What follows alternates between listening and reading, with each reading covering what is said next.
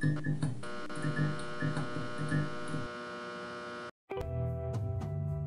is June 17th, 2017. This is the 420 Report on To Be Blunt, and I'm your host, John Fowler.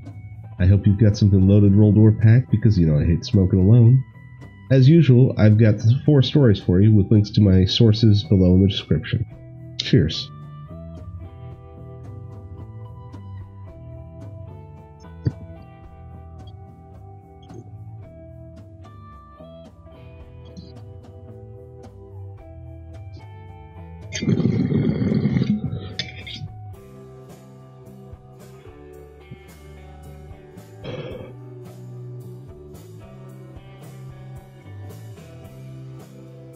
Despite having the strictest testing regulations for cannabis in the nation, the state of Oregon recently admitted that some tainted products are still reaching customers. The state requires all cannabis products to be tested for contaminants and potency prior to sale, in addition to being subject to random spot tests after they hit the shelves. The issue has been a point of contention between suppliers who feel the regulations are too strict, and consumers who overwhelmingly support the state's enforcement of the stricter regulations. While tainted product reaching consumers is cause for concern, it should be remembered that the system is still fairly new, and it's only going to improve with time and experience.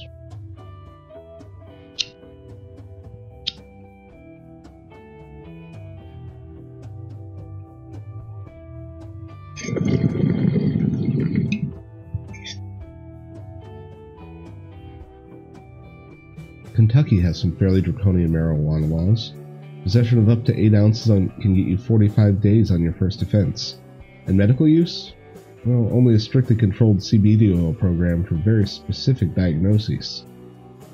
But this week, 3 patients in the state have filed a motion in an attempt to actually force the state to drastically broaden the program.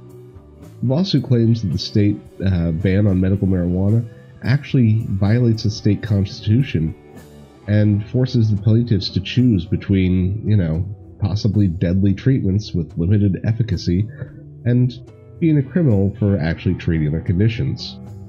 Medical marijuana has been proposed and killed many times on the assembly floor, but with one of the patients being the son of said assembly representatives, this time things might actually be a little different.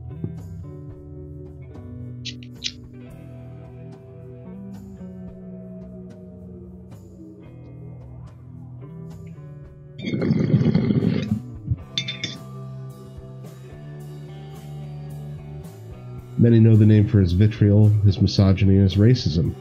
If you don't, you might know him for being the shady guy who always hung out with Richard Nixon.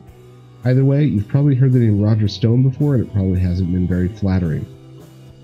Now, however, this longtime friend of Donald Trump has created the United States Cannabis Coalition, a super-PAC with a focus on regulation and legalization of marijuana. Announced earlier this week, the coalition's advisory board consists of a few legal experts, in addition to Andrew Napolitano and Jesse Ventura. Stone was recently quoted as saying, "The president took a strong and forthright position on this issue in the election, and in all honesty, it's time for him to tell Attorney General Jeff Sessions to cut the shit." Well, at least on that point, we can agree, Roger.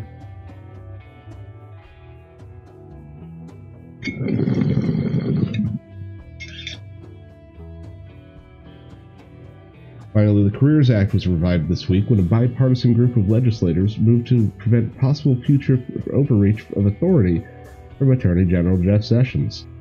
Early in May, Sessions requested the Department of Justice be allowed to pursue cases against legal cannabis patients in a letter to congressional leaders.